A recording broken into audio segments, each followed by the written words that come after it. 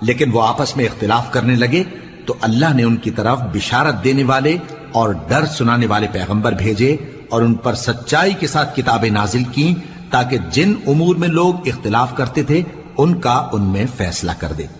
اور اس میں اختلاف بھی انہی لوگوں نے کیا جن کو کتاب دی گئی تھی، باوجود کہ ان کے پاس کھلے ہوئے احکام آ چکے تھے، اور یہ اختلاف انہوں نے صرف آپس کی ضد سے کیا۔ تو جس امر حق میں وہ اختلاف کرتے تھے اللہ نے اپنی مہربانی سے مومنوں کو اس کی راہ دکھا دی، اور اللہ جس کو چاہتا ہے سیدھا رستہ دکھا دیتا ہے۔ کیا تم یہ خیال کرتے ہو کہ یوں ہی بہشت میں داخل ہو جاؤ گے، اور ابھی تم کو پہلے لوگوں کی سی مشکلیں تو پیش آئی ہی نہیں؟ ان کو بڑی بڑی سختیاں اور تکلیفیں پہنچیں اور وہ صعوبتوں میں ہلا ہلا دیے گئے، یہاں تک کہ پیغمبر اور مومن لوگ جو ان کے ساتھ تھے سب پکار اٹھے کہ کب اللہ کی مدد آئے گی۔ دیکھو اللہ کی مدد ان قریب آیا چاہتی ہے۔ اے نبی، لوگ تم سے پوچھتے ہیں کہ اللہ کی راہ میں کس طرح کا مال خرچ کریں۔ کہہ دو کہ جو چاہو خرچ کرو، لیکن جو مال خرچ کرنا چاہو وہ درجہ بدرجہ اہل استحقاق یعنی ماں باپ کو اور قریب کے رشتہ داروں کو اور یتیموں کو اور محتاجوں کو اور مسافروں کو سب کو دو،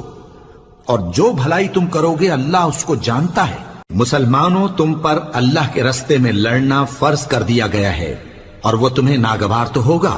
مگر عجب نہیں کہ ایک چیز تم کو بری لگے اور وہ تمہارے حق میں بھلی ہو، اور عجب نہیں کہ ایک چیز تم کو بھلی لگے اور وہ تمہارے لیے مضر ہو،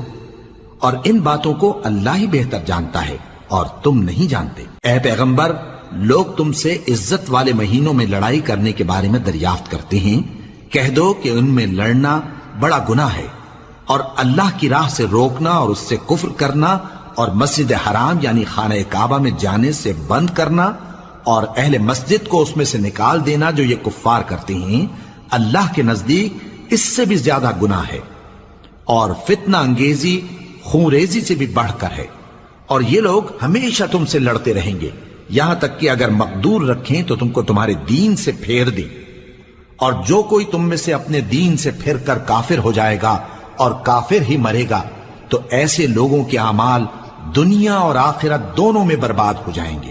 اور یہی لوگ دوزخ میں جانے والے ہیں جس میں ہمیشہ رہیں گے۔ جو لوگ ایمان لائے اور اللہ کے لیے وطن چھوڑ گئے اور کفار سے جنگ کرتے رہے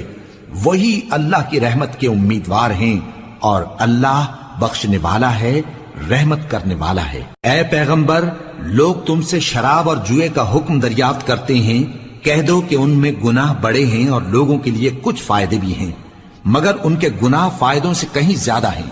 اور یہ بھی تم سے پوچھتے ہیں کہ اللہ کی راہ میں کون سا مال خرچ کریں، کہہ دو کہ جو ضرورت سے زیادہ ہو۔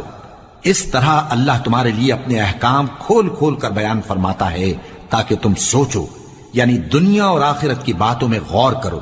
اور تم سے یتیموں کے بارے میں بھی دریافت کرتے ہیں، کہہ دو کہ ان کی حالت کی اصلاح بہت اچھا کام ہے، اور اگر تم ان سے مل جل کر رہنا یعنی خرچ اکٹھا رکھنا چاہو تو وہ تمہارے بھائی ہیں، اور اللہ خوب جانتا ہے کہ خرابی کرنے والا کون ہے اور اصلاح کرنے والا کون۔ اور اگر اللہ چاہتا تو تم کو تکلیف میں ڈال دیتا، بے شک اللہ غالب ہے، حکمت والا ہے۔ اور مومنوں، مشرک عورتوں سے جب تک وہ ایمان نہ لائیں نکاح نہ کرنا، کیونکہ مشرک عورت خواہ تم کو کیسی ہی بھلی لگے اس سے مومن لونڈی بہتر ہے، اور اسی طرح مشرک مرد جب تک ایمان نہ لائیں مومن عورتوں کو ان کی زوجیت میں نہ دینا، کیونکہ مشرک مرد سے خواہ وہ تم کو کیسا ہی بھلا لگے مومن غلام بہتر ہے۔ یہ مشرک لوگوں کو دوزخ کی طرف بلاتے ہیں، اور اللہ اپنی مہربانی سے بہشت اور بخشش کی طرف بلاتا ہے، اور اپنے حکم لوگوں سے کھول کھول کر بیان کرتا ہے تاکہ نصیحت حاصل کریں۔ اور تم سے حیض کے بارے میں دریافت کرتے ہیں، کہہ دو وہ تو نجاست ہے، سو ایام حیض میں عورتوں سے کنارہ کش رہو، اور جب تک وہ پاک نہ ہو جائیں ان سے مقاربت نہ کرو۔ ہاں، جب وہ پاک ہو جائیں تو جس طریق سے اللہ نے تمہیں ارشاد فرمایا ہے ان کے پاس جاؤ، کچھ شک نہیں کہ اللہ توبہ کرنے والوں اور پاک صاف رہنے والوں کو دوست رکھتا ہے۔ تمہاری عورتیں تمہاری کھیتی ہیں، تو اپنی کھیتی میں جس طرح چاہو جاؤ، اور اپنے لیے نیک عمل آگے بھیجو، اور اللہ سے ڈرتے رہو، اور جان رکھو کہ ایک دن تمہیں اس کے روبرو حاضر ہونا ہے۔ اور اے پیغمبر ایمان والوں کو بشارت سنا دو،